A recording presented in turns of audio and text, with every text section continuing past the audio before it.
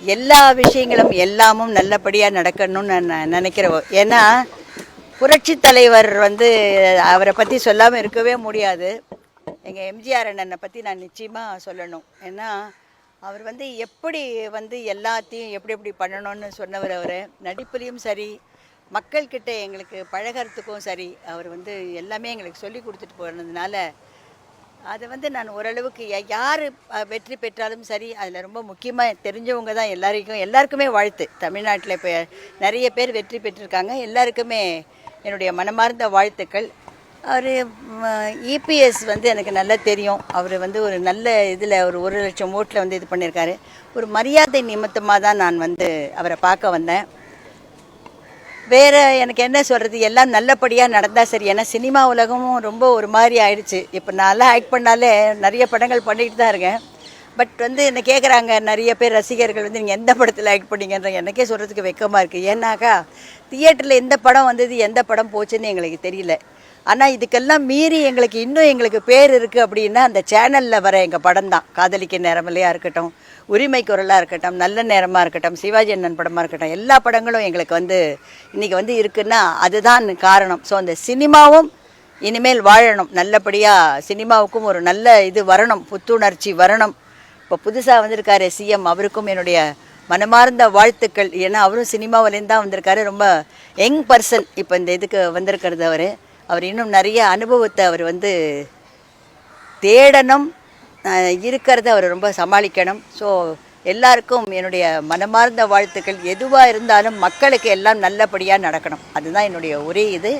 நன்றி, வணக்கம். கட்சி முன்னாடி இருந்தே நீங்கள் இருந்திருக்கீங்க, சின்ன இதுலேருந்தே பார்த்துட்டு வந்திருக்கீங்க. கட்சியோட இன்றைய நிலையை வந்து எப்படி பார்க்குறீங்க? மன்னிக்கணும், எனக்கு கட்சியை பற்றி ஒன்றுமே தெரியாது. ஏன்னா நான் வந்து கட்சின்னு பார்க்க போனீங்கன்னா எனக்கு அறிஞர் அண்ணா அவர்கள் வசனத்துலேருந்தே நான் ஆக்ட் பண்ணியிருக்கேன் 6 வயசில் சொர்க்கவாசல்ன்ற படத்தில். எனக்கு கட்சியை பற்றிலாம் அப்போ தெரியாது. ஏதோ சினிமா சொன்னாங்க, எம்ஜிஆர் என்ன கூட நிற்கிறதுக்கு தெரியும், அப்போ தான் அவ்வளோதான் தெரிஞ்சுது.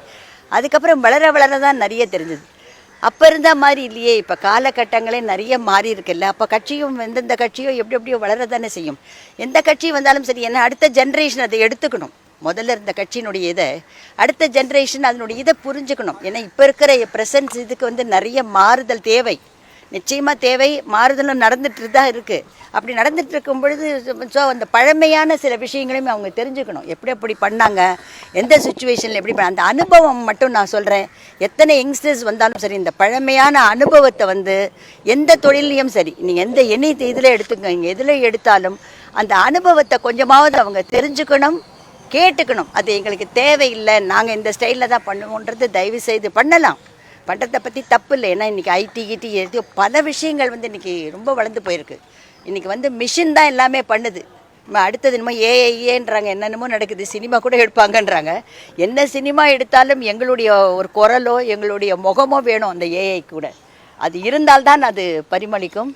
ஸோ அதனால் வந்து தப்பு கிடையாது, அது ஒன்றா வளரட்டும். ஆனால் பழமையான சில விஷயங்களை வந்து டெஃபினட்டாக அவங்க வந்து கொஞ்சம் மனசில் வச்சுட்டு தான் பண்ணணும். அதுதானே தவிர வேறு ஒன்றுமே இல்லை. எல்லோரும் வரலாம், எல்லோரும் பண்ணலாம். பட் எனக்கு வந்து சினிமாவை தவிர அரசியல் வந்து சேரணும்னு அதை வந்து பண்ணணும்னு கிடையாது. எங்கள் பெரிய அக்கா மாடிலட்சுமி தான் ஃபுல்லாக எம்ஜிஆர் ரசிகர் மன்றத்தில் இருந்தாங்க. அதுக்கப்புறம் ஏடிஎம்கேயில் இருந்தாங்க. அவங்களுக்கு தான் அரசியலை பற்றி சொல்ல தெரியும், எனக்கு தெரியாது. எனக்கு எல்லாரும் வேணும், எல்லா மக்களும் வேணும், எல்லாரும் நல்லா இருக்கணும், அவ்வளோதான் ஒரே வார்த்தை. என்ன சொன்னார் மேடம் உங்ககிட்ட நீங்கள் பார்த்து பேசினப்ப? அவர் சந்தோஷப்பட்டார், வேற ஒன்றும் இல்லை. ஏன்னா நான் வந்து ஜெயலலிதா மேடம் அவங்க கூட இருந்தவோ, நான் 20 படம் அவங்களோட பண்ணியிருக்கேன்.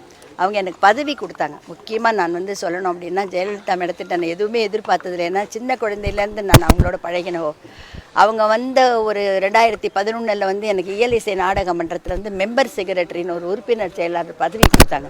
நான் எதிர்பார்க்கவே இல்லை. அவங்க என்ன இதில் எனக்கு கொடுத்தாங்கன்னு தெரியல, அது எப்படி பண்ண போகிறேன்னு எனக்கு தெரியாமல். ஆனால் அவங்க மட்டும் சொன்னாங்க, நீங்கள் பண்ணுவீங்க சச்சுமா, உங்களுடைய எக்ஸ்பீரியன்ஸே வேறு. நீங்கள் சினிமாவில் வந்து ஃபுல்லாக எனக்கு சினிமாவை தவிர இன்னை வரைக்கும் எனக்கு இதை விட்டு வெளியிலையும் போக தெரியல.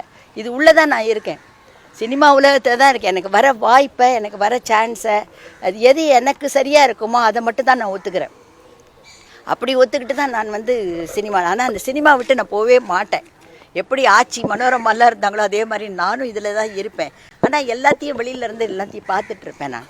ஸோ அது எனக்கு வந்து இன்னும் என்ன மக்கள் கேட்குறாங்க, நீங்கள் டிவியில் ஆக்ட் பண்ணலையா, டிவியில் ஆக்ட் பண்ணால் சினிமாவில் ஆக்ட் பண்ணலையான்றாங்க. ஸோ என்னுடைய ரசிகர்கள், என்னுடைய மக்கள் அதை தேடி நான் சம்பாதிச்சு வச்சதே புரட்சி தலைவர் சொன்னதுனால தான். அதனால தான் அந்த மக்கள் எனக்கு இன்னி வரைக்கும் இருக்காங்க. ஸோ உங்கள் எல்லாருக்கும் என்னுடைய மனமார்ந்த வாழ்த்துக்கள். நன்றி, வணக்கம்.